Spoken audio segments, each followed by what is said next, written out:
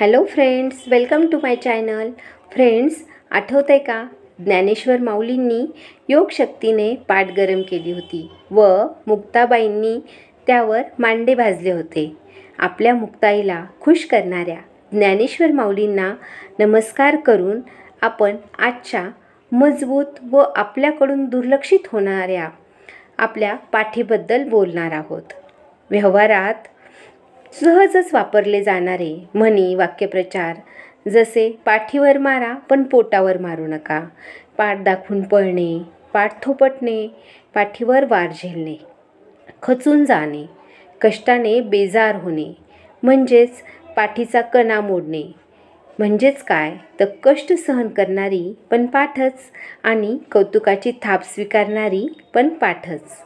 पाठ आणि पोश्चर म्हणजेच एका नाण्याच्या दोन बाजू. कारण आपण सहजच म्हणत असतो योग्य पोश्चरमध्ये बसावं. म्हणजेच काय, नेहमी ताठ बसावे, पोक काढून बसू नये, ताठ उभे राहावे. आपल्या आरोग्याच्या दृष्टीने पण हे अतिशय महत्त्वाचे आहे. असं म्हणतात की पाठीचा कणा ताठ असणाऱ्या व्यक्तीमध्ये खूप आत्मविश्वास असतो, एनर्जी असते. तुम्हाला माहीत आहे का, 33 मणके असणारा स्पायनल कॉर्ड म्हणजेच आपल्या पाठीचा कणा व आपला मेंदू मिळून मध्यवर्ती चेतासंस्था बनते. आणि मग हे मणके झिजले की शरीराच्या वेगवेगळ्या तक्रारी सुरू होतात. जसं मणक्याची एखादी शीर दबली की युरिन कंट्रोल होत नाही. सायटिकासारखे आजारपण मणके झिजले व हलले की होतात. बऱ्याचदा हार्ट अटॅक येण्यापूर्वी पाठ दुखते.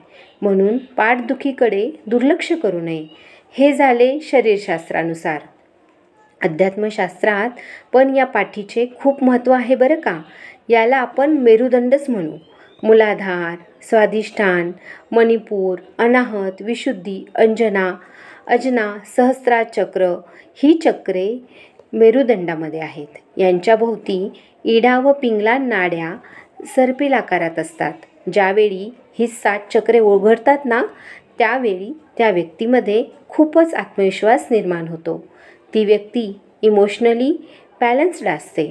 तिच्या चेहऱ्यावर तेज येते. यासाठी चक्रांचा अभ्यास असणाऱ्या योग गुरूकडूनच ही चक्रे शिकायला हवीत बरं का. अशा या अमूल्य अशा पाठीची काळजी कशी घ्यावी ते पाहूया. यासाठी पाठीला अभ्यंग करावे, नेहमी ताठ बसावे, ताठ उभे राहावे व चालावे. योग्य ती योगासने करावीत. सर्वांगासन, भुजंगासन, शीर्षासन, पाठीवरील पोटावरील आसने, ताडासन यासारखी आसने करावीत.